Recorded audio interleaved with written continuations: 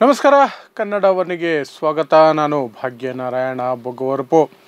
BJP ಮತ್ತು ಬಿಜೆಪಿಯ IT cell, RSS, ಅದರ ಭಕ್ತರು, ಅದರ ಅಭಿಮಾನಿಗಳು, ಅದರ ಅನುಯಾಯಿಗಳು, ನಾಯಕರು ಎಲ್ಲರೂ ಸೇರಿಕೊಂಡು ಒಂದು ಭದ್ರವಾದ ಕೋಟೆಯನ್ನು ಕಟ್ಟಿದ್ರು ಕಳೆದ 10-12 ವರ್ಷಗಳಲ್ಲಿ. ಏನು ಅಂದರೆ ಸುಳ್ಳಿನ ಕೋಟೆಯನ್ನು ದೊಡ್ಡ ಮಟ್ಟದಲ್ಲಿ ಕಟ್ಟಿದ್ರು. ಬಹಳ ಸುಳ್ಳುಗಳನ್ನು ಜನರ ಮನಸ್ಸಿನಲ್ಲಿ ಬಿತ್ತಿ ಚರಿತ್ರೆಯನ್ನು ತಿರುಚಿ ಕಾಂಗ್ರೆಸ್ ನಾಯಕರ ಚರಿತ್ರೆಯನ್ನು ತಿರುಚಿ ಭಾರತ ದೇಶದ ಚರಿತ್ರೆಯನ್ನು ತಿರುಚಿ ಸಾಕಷ್ಟು ವಿಚಾರಗಳನ್ನು ಸುಳ್ಳು ಸೇರಿಸಿದ್ರು. ಒಂದಷ್ಟು ಊಹಾಪೋಹಗಳನ್ನು ಉಂಟಾಕಿದ್ರು. ವೈಯಕ್ತಿಕವಾಗಿಯೂ ಸಹ ಸಾಕಷ್ಟು ಸುಳ್ಳುಗಳನ್ನು ಹೇಳಿದರು. ಅವೆಲ್ಲವನ್ನು ಸಹ ಅವರು ಮಾಡಿದ್ದು ಟ್ವಿಟ್ಟರ್ ಬಳಸ್ಕೊಂಡು, ಫೇಸ್ಬುಕ್ ಬಳಸ್ಕೊಂಡು, ವಾಟ್ಸಪ್ ಬಳಸ್ಕೊಂಡು, ಓಪನ್ ಅಂದರೆ ಜನರಲ್ಲಿ ಒಂದು ಸೋಷಿಯಲ್ ಮೀಡಿಯಾ ಪ್ಲ್ಯಾಟ್ಫಾರ್ಮನ್ನು ಬಳಸ್ಕೊಂಡು, ತಂತ್ರಜ್ಞಾನವನ್ನು ಬಳಸ್ಕೊಂಡು ಮಾಡಿದ್ರು. ಆದರೆ ಅದೇ ತಂತ್ರಜ್ಞಾನ ಇವತ್ತು ಅವರನ್ನು ಬೇಟೆಯಾಡೋದಕ್ಕೆ ಬಂದಿದೆ, ಅವರ ಕೋಟೆಯನ್ನು ಛಿದ್ರ ಮಾಡೋದಕ್ಕೆ ಬಂದಿದೆ. ಅದು AI ಮೂಲಕ. ನಿಮಗೆ ಗೊತ್ತೇ ಇದೆ, ಇದು AI ಕಾಲ. ಪ್ರತಿಯೊಂದು ಕಂಪನಿಯೂ ಸಹ ತನ್ನದೇ ಆದಂತಹ AIಯನ್ನು ಇಂಟ್ರಡ್ಯೂಸ್ ಮಾಡ್ತಾ ಇದೆ. ಆರ್ಟಿಫಿಷಿಯಲ್ ಇಂಟೆಲಿಜೆನ್ಸ್, ಕೃತಕ ತಂತ್ರಜ್ಞಾನ ಏನಿದೆ ಅದು ಜನರಿಗೆ ಬೇಕಾದ ಮಾಹಿತಿಯನ್ನು ಒಂದು ಕ್ವಶನ್ ಕೇಳಿದ್ರೆ ಸಾಕು ಹುಡುಕಿ ತೆಗೆದು ಕೊಡುತ್ತೆ. ಅಂತಹದೇ ಒಂದು ದೊಡ್ಡ ತಂತ್ರಜ್ಞಾನದ ಸಂಸ್ಥೆ ಅಂದರೆ ಅದು X. ನಿಮಗೆ ಗೊತ್ತಿದೆ, ಮೊದಲು ಟ್ವಿಟ್ಟರ್ ಆಗಿತ್ತು. ಎಲಾನ್ ಮಸ್ಕ್ ಅದನ್ನು ಖರೀದಿ ಮಾಡಿದ ಮೇಲೆ ಅದು X ಅಂತ ಆಯಿತು. ಆ X ಕಂಪನಿ ಡೆವಲಪ್ ಮಾಡಿರುವಂತಹ ಗ್ರಾಕ್ ಅನ್ನುವಂತಹ AI ಇದೆಯಲ್ಲ, ಅದು ಈಗ ಭಾರತದಲ್ಲಿ ಕಳೆದ 48 ಗಂಟೆಗಳಲ್ಲಿ ದೊಡ್ಡ ಮಟ್ಟದಲ್ಲಿ ಸುದ್ದಿ ಮಾಡ್ತಾ ಇದೆ. ನಿನ್ನೆ ಮಾಡಿದ್ದೇ ಒಂದು ಸುದ್ದಿ, ನರೇಂದ್ರ ಮೋದಿ ಅವರನ್ನು ದೇಶದ ಅತಿ ದೊಡ್ಡ ಕೋಮುವಾದಿ ರಾಜಕಾರಣಿ ಅಂತ ಗ್ರಾಕ್ ಹೇಳಿದೆ ಅನ್ನೋ ರೀತಿಯಲ್ಲಿ ಸುದ್ದಿಗಳನ್ನು ನಿನ್ನೆ ಬಿತ್ತರಿಸಿದೆ. ಆದರೆ ಅದರ ನಂತರ ಆ ಆ್ಯಪನ್ನು ಬಳಸ್ಕೊಂಡು ಸಾಕಷ್ಟು ಜನ ಸಾಕಷ್ಟು ಪ್ರಶ್ನೆಗಳನ್ನು ಕೇಳಿದ್ದಾರೆ. ಅದಕ್ಕೆ ಅದು ಕೊಟ್ಟಿರುವಂತಹ ಉತ್ತರಗಳು ಪ್ರತಿಯೊಂದು ಸಹ BJP RSSನ ಬುಡಕ್ಕೆ ಬೆಂಕಿ ಇಡುವಂತಹದ್ದೇ ಆಗಿದೆ. Including the question on Tipu versus RSS. ಇದರಲ್ಲಿ ದೇಶ ಪ್ರೇಮಿಗಳು ಯಾರು ಅನ್ನೋದು ಕ್ವಶನಿಂದ ಹಿಡಿದು ಸೋನಿಯಾ ಗಾಂಧಿ ಬಾರ್ ಡ್ಯಾನ್ಸರ್ ಆಗಿದ್ರ ಅನ್ನುವವರೆಗೆ, ರಾಹುಲ್ ಗಾಂಧಿ ಮತ್ತು ನರೇಂದ್ರ ಮೋದಿಯವರ ಶಿಕ್ಷಣದಲ್ಲಿ ಯಾರು ಮೇಲು ಅನ್ನೋದ್ರ ಬಗ್ಗೆ ಎಲ್ಲ ಕ್ವಶನ್ಗಳನ್ನು ಸಾಕಷ್ಟು ಜನ ಕೇಳಿದ್ದಾರೆ. ಸಾಕಷ್ಟು ಉತ್ತರಗಳನ್ನು ಈ ಗ್ರಾಕ್ ಅನ್ನುವಂತಹ AI ಕೊಟ್ಟಿದೆ. ಆ ಉತ್ತರಗಳೇನು, ಮುಖ್ಯವಾದ ಪ್ರಶ್ನೆಗಳೇನು ಅನ್ನೋದ್ರ ಬಗ್ಗೆ ನಿಮಗೆ ತಿಳಿಸ್ತೀನಿ. ಆ ನಂತರ ಗೋಧಿ ಮಾಧ್ಯಮದ ಬಗ್ಗೆಯೂ ಸಹ ಇದನ್ನು ಕೇಳಿದಾಗ ಏನು ಹೇಳಿದೆ ಅನ್ನೋದನ್ನು ಸಹ ಹೇಳ್ತೀನಿ. ಮೊದಲಿಗೆ ಮುಖ್ಯವಾದಂತಹ ಟಾಪಿಕ್ಗಳು ಬಂದಿದ್ದು, ನಿನ್ನೆ ನಾನು ಹೇಳಿದೆ ಭಾರತದ ಅತಿ ದೊಡ್ಡ ಕೋಮುವಾದಿ ರಾಜಕಾರಣಿ ನರೇಂದ್ರ ಮೋದಿ ಅಂತ ಉತ್ತರ ಕೊಟ್ಟಿತ್ತು. ಅದಕ್ಕೆ ವಿವರಗಳನ್ನು ನಿನ್ನೆ ವಿಡಿಯೋದಲ್ಲಿ ಕೊಟ್ಟಿದ್ದೀನಿ, ನೀವು ನೋಡ್ಬೋದು. ಅದಾದ ನಂತರ ಬಂದಿರುವಂತಹ ಮುಖ್ಯವಾದ ಪ್ರಶ್ನೆಗಳು ಅಂದರೆ, ಮೋದಿಯ ಶಿಕ್ಷಣ ಮತ್ತು ರಾಹುಲ್ ಗಾಂಧಿಯವರ ಶಿಕ್ಷಣದ ನಡುವೆ ಯಾರು ಉತ್ತಮರು ಅನ್ನೋ ಪ್ರಶ್ನೆಗೆ ಉತ್ತರ ಕೊಟ್ಟಿದೆ. BJP ಬಿತ್ತಿರುವ ಎಲ್ಲ ಸುಳ್ಳುಗಳನ್ನು ನಾಶ ಮಾಡಿದೆ ಅಂತ ಹೇಳ್ತಾ ಇದ್ದೀನಲ್ಲ ಗ್ರಾಕ್, ಅದರ ಮುಖ್ಯವಾದ ಅಂಶಗಳಿದು. ಅದು ಹೇಳುತ್ತೆ, ರಾಹುಲ್ ಗಾಂಧಿಯವರು ಹಾರ್ವರ್ಡ್ ವಿಶ್ವವಿದ್ಯಾಲಯದಿಂದ ಮತ್ತು ಕೇಂಬ್ರಿಡ್ಜ್ ವಿಶ್ವವಿದ್ಯಾಲಯದಿಂದ ಡಿಗ್ರಿ ಮತ್ತು MPhil ಮಾಡ್ಕೊಂಡಿದ್ದಾರೆ. ಮೋದಿಯವರ ಡಿಗ್ರಿ ಇದೆ, ಆದರೆ ಅದರ ಬಗ್ಗೆ ಸಾಕಷ್ಟು ಅನುಮಾನಗಳಿದೆ. ಗುಜರಾತ್ ಯೂನಿವರ್ಸಿಟಿಯಿಂದ MA ಮಾಡಿದ್ದೀನಿ ಅಂತಾರೆ, ದೆಹಲಿ ಯೂನಿವರ್ಸಿಟಿಯಿಂದ BA ಮಾಡಿದ್ದೀನಿ ಅಂತಾರೆ. ಆದರೆ ಅದರ ಬಗ್ಗೆ ಸಾಕಷ್ಟು ಗೊಂದಲಗಳಿದೆ, ಸ್ಪಷ್ಟತೆ ಇಲ್ಲ. ಹಾಗಾಗಿ ಶಿಕ್ಷಣವನ್ನು ಕಂಪೇರ್ ಮಾಡಿದ್ರೆ, ಈ ಇಬ್ಬರು ನಾಯಕರ ನಡುವೆ ಕಂಪೇರ್ ಮಾಡೋದಾದರೆ ರಾಹುಲ್ ಗಾಂಧಿಯವರ ಶಿಕ್ಷಣ ಮೋಸ್ಟ್ ಅಥೆಂಟಿಕೇಟೆಡ್ ಮತ್ತು ಉತ್ತಮವಾಗಿದೆ ಅಂತ ಈ ಗ್ರಾಕ್ ಹೇಳ್ತಾ ಇದೆ. ಇನ್ನು ಅದರ ನಂತರ ಮುಖ್ಯವಾದ ಪ್ರಶ್ನೆ ಕೇಳಿದ್ದು, ಸ್ವಾತಂತ್ರ್ಯ ಹೋರಾಟದಲ್ಲಿ ದೊಡ್ಡ ಮಟ್ಟದಲ್ಲಿ ತೊಡಗಿಸ್ಕೊಂಡಿದ್ದು ಯಾರು, ಟಿಪ್ಪು ಮತ್ತು RSS ನಡುವೆ ಯಾರು ದೊಡ್ಡ ದೇಶಭಕ್ತರು ಅಂತ ಕೇಳಿದ್ರೆ ಸ್ಪಷ್ಟವಾಗಿ ಹೇಳ್ತಾ ಇದೆ, ಟಿಪ್ಪು ಸುಲ್ತಾನ್ ಬ್ರಿಟಿಷರ ವಿರುದ್ಧ ಪ್ರಾಣವನ್ನು ಒತ್ತೆ ಇಟ್ಟು ಹೋರಾಡಿದ್ರು, ರಣರಂಗದಲ್ಲಿ ಪ್ರಾಣ ಬಿಟ್ಟರು. ಆದರೆ RSS ಯಾವತ್ತಿಗೂ ಸಹ ಬ್ರಿಟಿಷರ ವಿರುದ್ಧ ಹೋರಾಡಲಿಲ್ಲ. ಹೀಗೆ ಸ್ಪಷ್ಟವಾಗಿ ಉತ್ತರವನ್ನು ಕೊಡ್ತಾ ಇದೆ. ಆ ನಂತರ ಈ BJP IT ಸೆಲ್, ಮಾನಗೆಟ್ಟ IT ಸೆಲ್ ವೈಯಕ್ತಿಕ ದಾಳಿಗಳು ಮಾಡುತ್ತಲ್ಲ, ಕಾಮನ್ ಸೆನ್ಸ್ ಇಲ್ಲದೆ ತಮ್ಮ ರಾಜಕೀಯ ಲಾಭಕ್ಕೆ ನೀಚತನವಾಗಿ, ಇನ್ಕ್ಲೂಡಿಂಗ್ ನರೇಂದ್ರ ಮೋದಿಯಿಂದ ಹಿಡಿದು ಪ್ರತಿಯೊಬ್ಬ BJP ನಾಯಕರು ಸಹ ವೈಯಕ್ತಿಕವಾಗಿ ದಾಳಿ ಮಾಡ್ತಾರೆ. ಸೋನಿಯಾ ಗಾಂಧಿ ಅವರನ್ನು ನರೇಂದ್ರ ಮೋದಿ ಕಾಂಗ್ರೆಸ್ ಕಿ ವಿಧವಾ ಅಂತ ಕರೆದಿದ್ದು, ಅಂತಹ ನೀಚತನದ ಮಾತುಗಳನ್ನೆಲ್ಲ ಆಡಿದ್ದಾರೆ. ಅದರ ವಿಚಾರವಾಗಿ ಇನ್ನೊಂದು ದೊಡ್ಡ ಸುಳ್ಳು ಬಿತ್ತಿರೋದು ಏನು ಅಂದರೆ, ಭಕ್ತರೆಲ್ಲ ಸೇರಿಕೊಂಡು ಸೋನಿಯಾ ಗಾಂಧಿ ಇಟಲಿಯಲ್ಲಿ ಬಾರ್ ಡ್ಯಾನ್ಸರ್ ಆಗಿದ್ದರು ಅಂತ. ಅದರ ಬಗ್ಗೆ ಕೇಳಿದಾಗ ಇದು ಉತ್ತರ ಕೊಡುತ್ತೆ, ಇಲ್ಲ, ಆ ರೀತಿ ಯಾವುದೂ ಇಲ್ಲ. ಅವರು ಒಂದು ಕ್ಲಬ್ಬಿನಲ್ಲಿ ಕೆಲಸ ಮಾಡ್ತಿದ್ರು.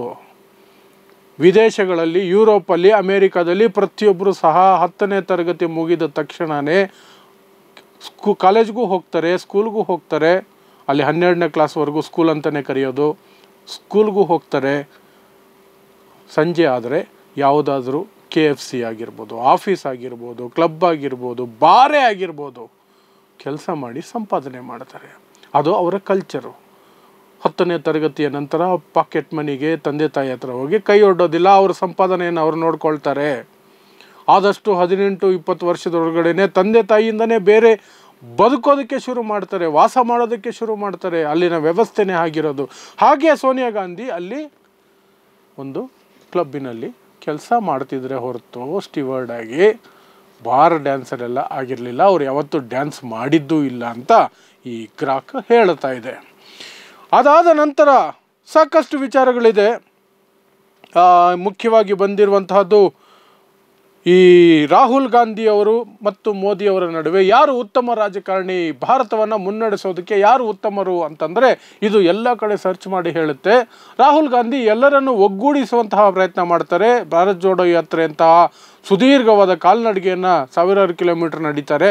ಆದರೆ ನರೇಂದ್ರ ಮೋದಿ ಅವರು ಹಿಂದೂ ಮುಸ್ಲಿಂ ಅಂತ ಮಾತಾಡ್ತಾರೆ. ಮುಸ್ಲಿಮರನ್ನು ನುಸುಳುಕೋರರು ಅಂತ ಹೇಳ್ತಾರೆ. ಮುಸ್ಲಿಮರ ವಿರುದ್ಧ ಒಂದಷ್ಟು ಭಾಷಣಗಳನ್ನು ಮಾಡ್ತಾರೆ. 2002ರ ಗಲಭೆಗಳ ಸಂದರ್ಭದಲ್ಲಿ ಅವರೇ ಅಧಿಕಾರದಲ್ಲಿದ್ದರು. ಈ ವಿಚಾರಗಳನ್ನು ಹೇಳ್ತಾ ಇದೆಲ್ಲವನ್ನು ನೋಡಿದಾಗ ಒಬ್ಬ ವ್ಯಕ್ತಿಯಾಗಿ ರಾಹುಲ್ ಗಾಂಧಿ ಮೋದಿಗಿಂತ ಬೆಟರು ಅನ್ನುವ ರೀತಿಯಲ್ಲಿ ಗ್ರಾಹಕ್ ಅಲ್ಲಿಯೂ ಸಹ ಉತ್ತರ ಕೊಡ್ತಾ ಇದೆ. ಇನ್ನು ಗೋಧಿ ಮೀಡಿಯಾ ಬಗ್ಗೆ ಹೇಳೋದಾದರೆ, ಈ ಗೋಧಿ ಮೀಡಿಯಾ ಬಗ್ಗೆ ಕೇಳಬೇಕಾದ್ರೆ ಗೋಧಿ ಮೀಡಿಯಾದ ಚಾನಲ್ಗಳು ಯಾವ್ಯಾವು ಪಟ್ಟಿ ಮಾಡಿ ಅಂತಂದರೆ, ರಿಪಬ್ಲಿಕ್ ಟಿವಿಯಿಂದ ಹಿಡಿದು ಪ್ರತಿ ಚಾನಲ್ಲು, ಆಜ್ ತಕ್ಕು, ಈ ಟೈಮ್ಸ್ ನಾವು ಎಲ್ಲ ಚಾನಲ್ಗಳನ್ನು ಪಟ್ಟಿ ಮಾಡಿ ಬಿಸಾಕ್ತವೆ. ಆಮೇಲೆ ಅತಿ ದೊಡ್ಡ ಆ್ಯಂಕರ್ ಯಾರು ಅಂದರೆ, ಗೋಧಿ ಮೀಡಿಯಾ ಆ್ಯಂಕರ್ ಯಾರು, ಸರ್ಕಾರಕ್ಕೆ ಬಕೆಟ್ ಹಿಡಿಯೋದು ಯಾರು ಅನ್ನೋ ರೀತಿ ಪ್ರಶ್ನೆ ಕೇಳಿದಾಗ ನಂಬರ್ 1 ಅರ್ನಬ್ ಗೋಸ್ವಾಮಿ, ನಂಬರ್ 2 ಸುಧೀರ್ ಚೌಧರಿ. ಇವರೆಲ್ಲರೂ ಸಹ ಆಡಳಿತ ಪಕ್ಷಕ್ಕೆ ಪೂರಕವಾಗಿ ಕೆಲಸ ಮಾಡ್ತಿರ್ತಾರೆ, ರಿಪೋರ್ಟ್ಗಳನ್ನು ಮಾಡ್ತಿರ್ತಾರೆ. ಇದು ನನ್ನ ರಿಸರ್ಚಿಂದ ಕಂಡು ಬಂದಿದ್ದು ಅಂತ ಅದು ಹೇಳ್ತಾ ಇದೆ. ಇನ್ನು ಬೇರೆ ವಿಚಾರಗಳೆಲ್ಲ ಬರ್ತಿರ್ಬೇಕಾದ್ರೆ ಗೋಧಿ ಮಾಧ್ಯಮಗಳು ಮೋದಿ ಅವರನ್ನು ಇಂಟರ್ವ್ಯೂ ಮಾಡ್ತಾರೆ. ಮತ್ತು ಮೋದಿ ಅವರು ಯಾಕೆ ಎಷ್ಟು ಪ್ರೆಸ್ ಕಾನ್ಫರೆನ್ಸ್ ಮಾಡಿದ್ದಾರೆ ಅಂದಾಗ, ಪ್ರೆಸ್ ಕಾನ್ಫರೆನ್ಸನ್ನು ಮೋದಿ ಅವರು ಮಾಡೇ ಇಲ್ಲ. ಒಂದೇ ಒಂದು ಬಾರಿ ಮಾಡಿದರು. ಅದು ಸಹ ಪಕ್ಕದಲ್ಲಿದ್ದ ಅಮಿತ್ ಶಾಗೆ ಕ್ವಶನ್ಗಳನ್ನೆಲ್ಲ ರೂಟ್ ಮಾಡ್ತಿದ್ರು. ಅವರು ಸುಮ್ಮನೆ ಕೂತಿದ್ರು. ಅವರು ಇಂಟರ್ವ್ಯೂಗಳನ್ನು ಕೊಡ್ತಾರೆ ಮಾಧ್ಯಮಗಳಿಗೆ. ಆ ಇಂಟರ್ವ್ಯೂಗಳು ಸಹ ಪೂರ್ವ ನಿರ್ಧಾರಿತ ಪ್ರಶ್ನೆಗಳನ್ನು ಹೊಂದಿರ್ತವೆ. ಅವು ಯಾವುವೂ ಸಹ ಆ ಕ್ಷಣಕ್ಕೆ ಉದ್ಭವವಾದಂತಹ ಅಥವಾ ಪ್ರಧಾನಿಗೆ ಈ ಮೊದಲೇ ಗೊತ್ತಿಲ್ಲದ ಪ್ರಶ್ನೆಗಳೇನೇ ಆಗಿರಲ್ಲ. ಪ್ರಧಾನಿಯವರಿಗೂ ಆ ಪ್ರಶ್ನೆಗಳನ್ನು ಬರ್ಕೊಡ್ಲಾಗಿರುತ್ತೆ.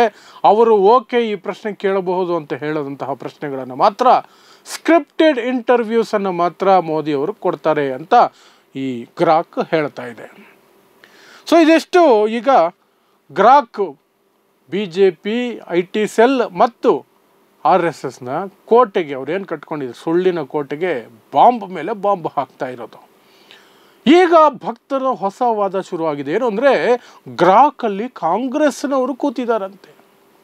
ಗ್ರಾಹಕ್ ಯಾರ್ದು ಗೊತ್ತಾ? ಜಗತ್ತಿನ ಅತ್ಯಂತ ಶ್ರೀಮಂತ ವ್ಯಕ್ತಿ ಎಲಾನ್ ಮಸ್ಕ್ದು.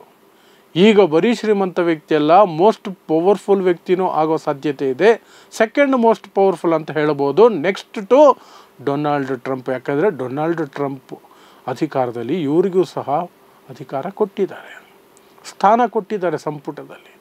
ಹಾಗಾಗಿ ಡೊನಾಲ್ಡ್ ಟ್ರಂಪ್ ಬಿಟ್ಟರೆ ಅಮೇರಿಕದ ಅಧ್ಯಕ್ಷರಾಗಿ ಇಡೀ ಪ್ರಪಂಚಕ್ಕೆ ಪವರ್ಫುಲ್ ವ್ಯಕ್ತಿ ಆಗ್ತಾರೆ. Second most powerful and most richest Donald Trump ಒಡೆತನದ ಕಂಪನಿ ಇದು. ಈ ಕಂಪನಿಯಲ್ಲಿ ಕಾಂಗ್ರೆಸ್ನವರು ಕೂತ್ಕೊಂಡು ಈ ರೀತಿ ಉತ್ತರ ಕೊಡ್ತಾರಂತೆ. ಎಂತಹ ನಾನ್ಸೆನ್ಸ್ ನೋಡಿ. ಅಂದರೆ ಇವ್ರಿಗೆ ಇವರ ಸುಳ್ಳುಗಳು ಬರ್ಸ್ಟ್ ಆಗ್ತಿದ್ರು ಸಹ ಇನ್ನೂ ನಾಚಿಕೆ, ಮಾನ, ಮರ್ಯಾದೆ ಏನೂ ಇಲ್ಲ. ಎಲ್ಲ ಬಿಟ್ಟು ಇಲ್ಲ ಇಲ್ಲ ನಾವು ಸಾಚಾಗಳು ಅಂತ ನಿರೂಪಿಸೋದಕ್ಕೆ ಪ್ರೂವ್ ಮಾಡೋದಕ್ಕೆ ಹೋಗ್ತಿದ್ದಾರೆ. ಆ ರೀತಿ ಏನಿಲ್ಲ. ಹಾಗಾದರೆ ಇಂತಹ AI ಹೇಗೆ ಕೆಲಸ ಮಾಡ್ತವೆ ಅನ್ನೋ ಪ್ರಶ್ನೆ ನಿಮಗೆ ಬರ್ಬೋದು. ಅದೇ ಹೇಗೆ ಈ ಉತ್ತರನೇ ಕೊಡುತ್ತೆ ಅಂತ. AI 1 ಸೆಕೆಂಡಲ್ಲಿ ಸಾವಿರಾರು ವೆಬ್ಸೈಟ್ಗಳನ್ನು ತಿರುವು ಹಾಕ್ತವೆ. ಆ ವೆಬ್ಸೈಟ್ಗಳಲ್ಲಿ ಏನು ಮಾಹಿತಿ ಇದೆ ಅದನ್ನು ವಿತಿನ್ ಸೆಕೆಂಡ್ಸ್ ಸಮ್ಮರೈಸ್ ಮಾಡಿ ಒಂದು ಉತ್ತರವನ್ನು ಸಿದ್ಧ ಮಾಡಿ ನಿಮಗೆ ಕೊಡ್ತವೆ. ಅಂದರೆ ರಿಸರ್ಚ್ ಮಾಡ್ತವೆ. ಅವು ಮಿಷನ್ ಆಗಿರೋದ್ರಿಂದ ಮನುಷ್ಯ ರಿಸರ್ಚ್ ಮಾಡೋಕ್ಕೆ ವರ್ಷಾನುಗಟ್ಟಲೆ ಬೇಕು. ಅವು ಫ್ರ್ಯಾಕ್ಷನ್ ಆಫ್ ಎ ಸೆಕೆಂಡಲ್ಲಿ ರಿಸರ್ಚ್ ಮಾಡ್ತವೆ. ಹಾಗಾದರೆ BJPಯವರು ಸುಳ್ಳು ಪಳ್ಳ ಹಾಕಿರ್ತಾರಲ್ಲ, ಅದನ್ನೇ ಕೊಡ್ಬೋದಲ್ವ ಉತ್ತರವಾಗಿ ಅನ್ನೋ ಪ್ರಶ್ನೆ ನಿಮ್ಮ ಮುಂದೆ ಬರ್ಬೋದು. ಹಾಗೆ ಯಾಕೆ ಕೊಡೋದಿಲ್ಲ AI ಅಂತಂದರೆ, ಅದು ಸುಳ್ಳು ಅನ್ನೋದ್ರ ಬಗ್ಗೆ ನಮ್ಮಂಥವ್ರು ಇದ್ದೀವಲ್ಲ, ನಾವು ಒಂದಷ್ಟು ಮಾಹಿತಿಯನ್ನು ಹಾಕಿರ್ತೀವಲ್ಲ, ಬರವಣಿಗೆ ಮೂಲಕ, ವಿಡಿಯೋ ಮೂಲಕ, ನಮ್ಮ ಶಾರ್ಟ್ಸು, ವಿಡಿಯೋಸು, ಬೇರೆ ಯಾವ್ಯಾವುದು ಮೂಲದಲ್ಲಿ ನಾವು ಹಾಕಿರ್ತೀವಲ್ಲ, ಆಲ್ಟ್ ನ್ಯೂಸ್ ಅಂತವ್ರು ಹಾಕಿರ್ತಾರಲ್ಲ, ಸಾಕಷ್ಟು ಇಂಡಿಪೆಂಡೆಂಟ್ ಜರ್ನಲಿಸ್ಟ್ಗಳು ಹಾಕಿರ್ತಾರಲ್ಲ, ಇವತ್ತು ಈ ಘಟನೆ ನಡೀತು, ಇದು ಸತ್ಯಾಂಶ, ಇದು ಸುಳ್ಳು ಅಂತ, ಅದನ್ನೂ ಸಹ ಆ ರಿಸರ್ಚಲ್ಲಿ ಅದು ತಿರುವು ಹಾಕತ್ತೆ. ಕಂಪ್ಯೂಟರ್ ತಿರುವು ಹಾಕಿ ಸರ್ವರು ಈ ರೀತಿ ಒಂದು ಇದೆ, ಆದರೆ ಇದು ಸುಳ್ಳು ಅನ್ನೋದನ್ನು ಇವರು ನಿರೂಪಿಸಿದ್ದಾರೆ, ಹಾಗಾಗಿ ಇದು ಸರಿಯಲ್ಲ, ಇದು ಸರಿ ಅನ್ನೋ ಉತ್ತರವನ್ನು ತೆಗೆದು ನಮ್ಮ ಮುಂದೆ ಇಡುತ್ತೆ.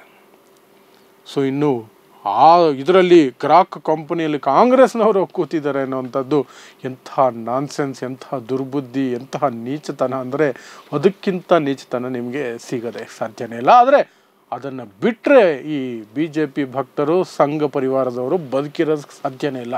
ಸುಳ್ಳೇ ಅವರ ಬಂಡವಾಳ, ಸುಳ್ಳೇ ಅವರ ಜೀವನ ಅಷ್ಟೇ.